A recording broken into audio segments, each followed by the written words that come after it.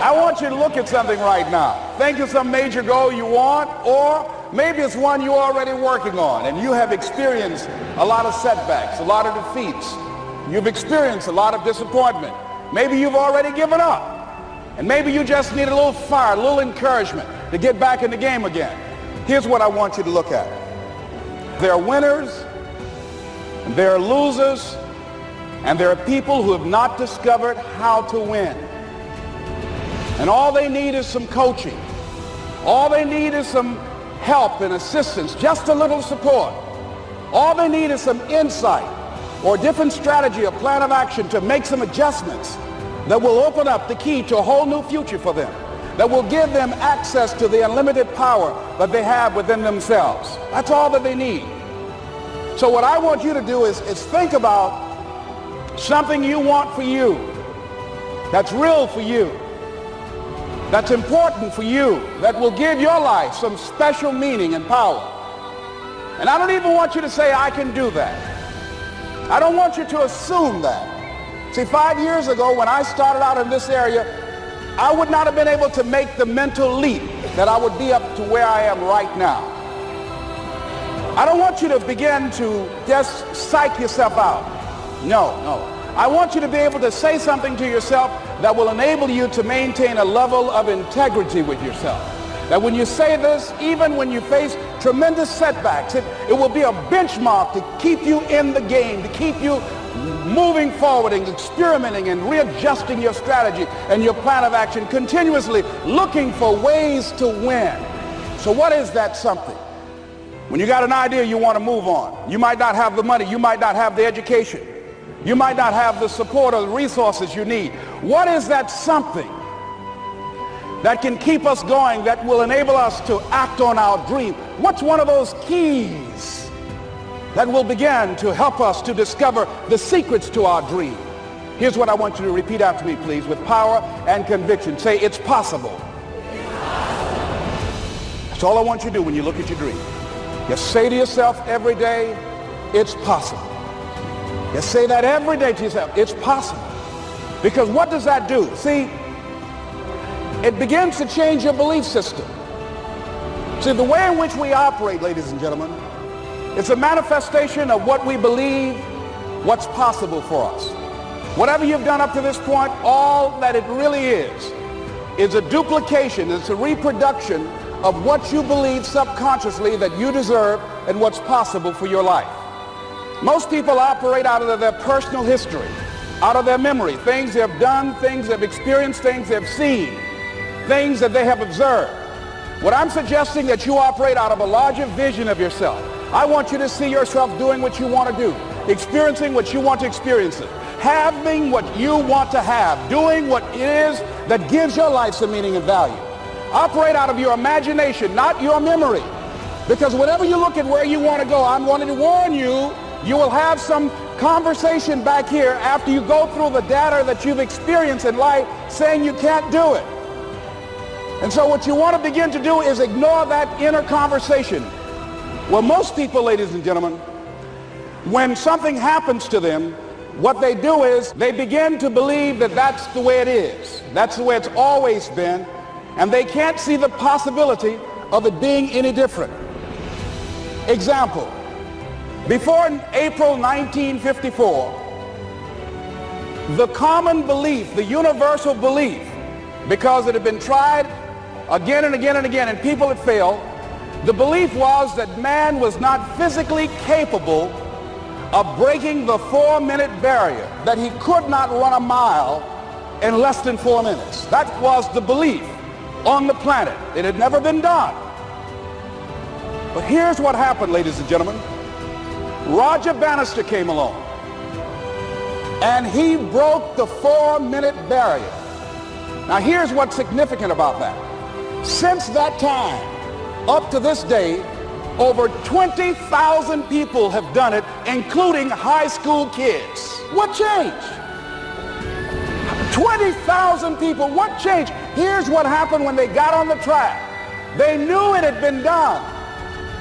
And because they knew it had been done, there was a new belief about this barrier, about this goal that was unreachable.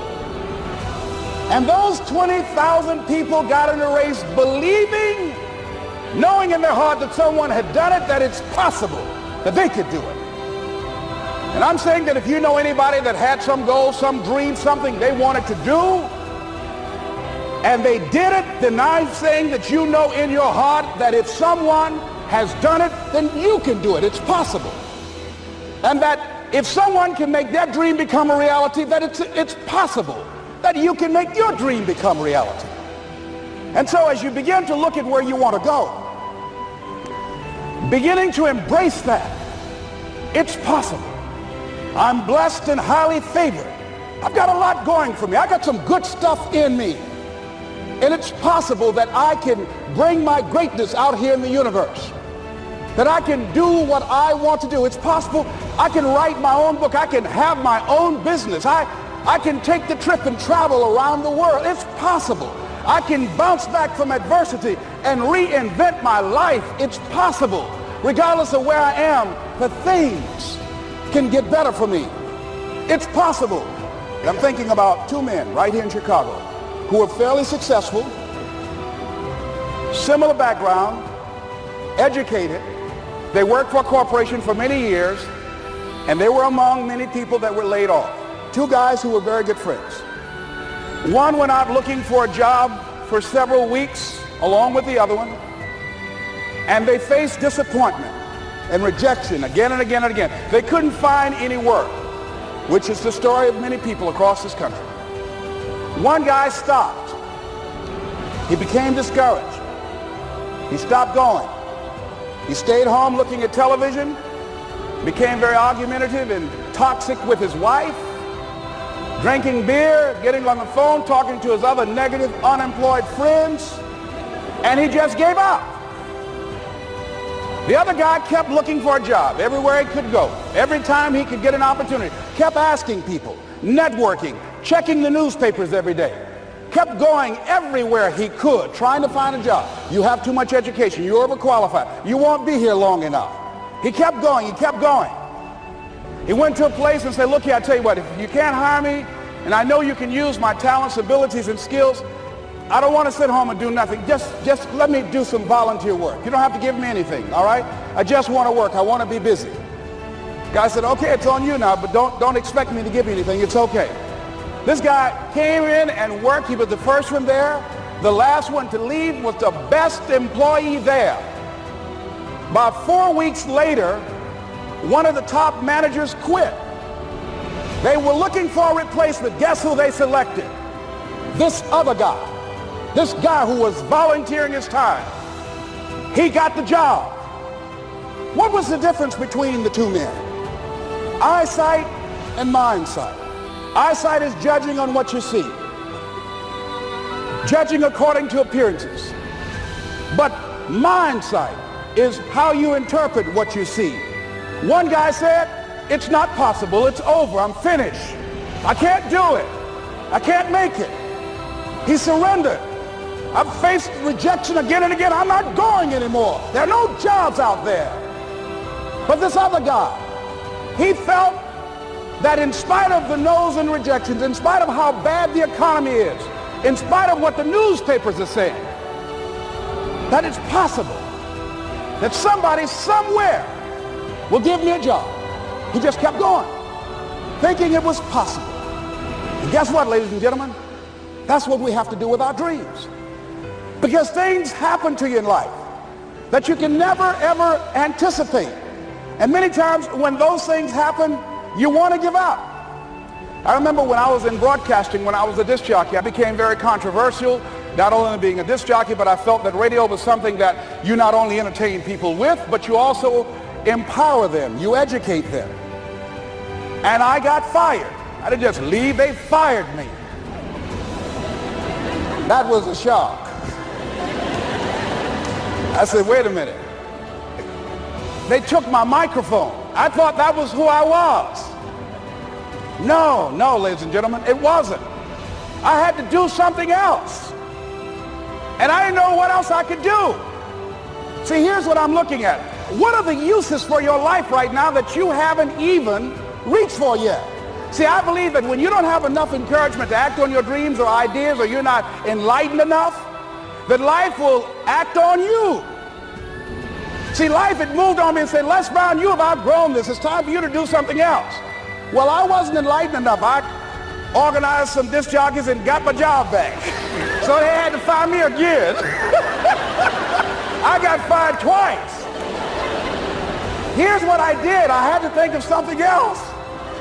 And so a guy suggested to me, he said, Les, why don't you run for office? I said, man, I've never run for office. I've never known anything about how to operate in the political arena. I've heard encourage people to register to vote and get out to vote, but I don't know anything about politics. He said, neither do the people who run for office all the time. So I ran. Now here's what I'm suggesting. I ran. You got to do what you can where you are with what you have. I didn't have any money. I didn't know anything about the political process. I didn't even have any support. But here's what the guy told me. It's possible you could win. That's all I had. I was running against an endorsed candidate. He was an incumbent. He had the newspaper support, all of the leadership in the community, and I was challenging this guy.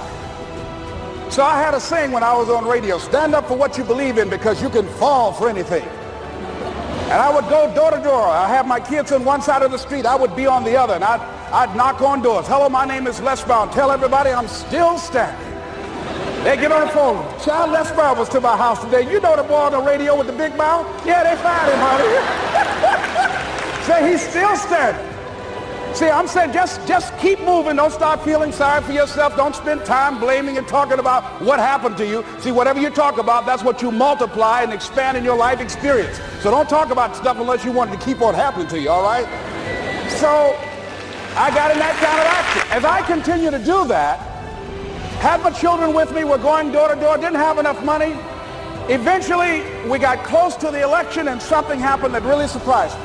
Guys who I thought were going to either support me or stay out of it, various powerful community leaders, they became involved in it and they endorsed my opponent.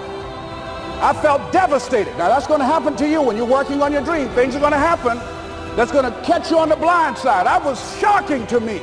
They didn't have to do that. All they had to do was just stay out of it. But here they go, come up in there messing with me.